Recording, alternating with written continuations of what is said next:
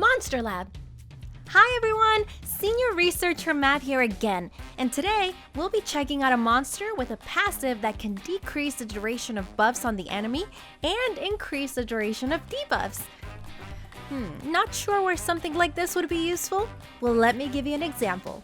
This monster is great when fighting against the boss of Steel Fortress, who gets buffs constantly, or in the Punisher script. This monster is inseparable from units who apply debuffs such as dots or buff block. I'm sure you've already guessed who I'm talking about. Ta-da! Pang, the light Rakshasa. If you still have Pang sitting in your storage, I'd be happy to explain why you should build her. Pang's passive skill, Cruel Whip, increases the duration of debuffs on the enemy by 1 turn and decreases the duration of buffs by the same amount. With this, you can even reduce the turns of immunity to set up an opening. And when the enemy's HP is below 50%, the damage will be increased by 30%. Now that's what I call cruel. Quiz time!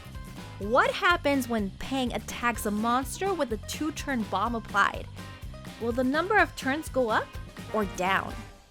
Option A, the bomb's turn count is increased to 3. Or option B, the bomb's turn count is reduced to 1. The answer is option B. The bomb's turn is reduced to 1. Since the bomb explodes and deals big damage when it detonates, decreasing the number of turns is technically increasing the effect of the debuff by 1 turn. Remember back when we went over Tetra, the water mermaid?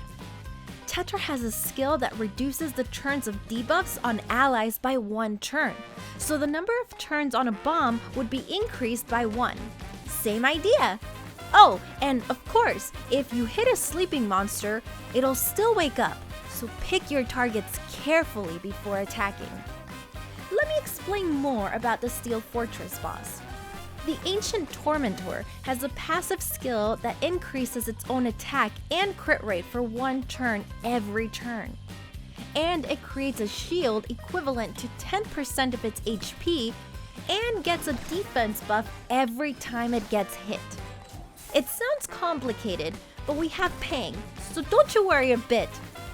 First, use a monster who can apply the buff block, and then let Pang do her thing to increase the duration of that debuff to essentially negate the boss's passive. Isn't that a good tip? Even in RTA, if you let Pang attack after an ally's applied a debuff, your opponent will start to lose control. If you stun the opponent with Clara and then hit them with Pang, it feels like the stun never ends. Now that we've looked at the passive, let's learn about skills 1 and 2 as well. Both skills have the ability to deal more damage according to Pang's attack speed. Take a look at the difference between 50 and 100 speed. The higher the speed, the more damage she deals. Speaking of which, skill 1 has a 50% chance to decrease the opponent's attack speed for 2 turns. And skill 2 can attack the enemy and applies a 3-turn dot, which is perfect for her passive. Now, let Mav show you how it's done. First, we freeze the enemies, and then increase the number of turns they'll be frozen with Ping's second skill, so we also apply the dot. And just as a reminder, you can do the same with skill 1 since the effect is tied to her passive. It can even apply that slow debuffs, so it will help you win the battle by denying the enemy turns. Lastly, Pang has a leader skill that increases the critical rate of ally monsters by 19%, and it can be used anywhere. Now that you know the skills, I'll also give you some rune and artifact tips. First of all, the key to Pang is speed and attack. It's a monster that deals damage proportional to its speed, so make sure to lock in a rune for both speed and attack. Also, attack order is very important. You need to attack after debuffs are applied to use her passive effectively. Violent is another good option for her since you can get an extra turn to add more turns to their debuff count. Swift is also great on her since it increases speed by 25%. If that's still not enough, you can also put her on speed slot 2. And some blade runes to increase crit rate couldn't hurt. After all, you need high crit rate for crit damage to matter. Oh, and don't forget, she also has crit rate built into her leader skill if you want to go that route. Next, I'll give you tips on artifacts.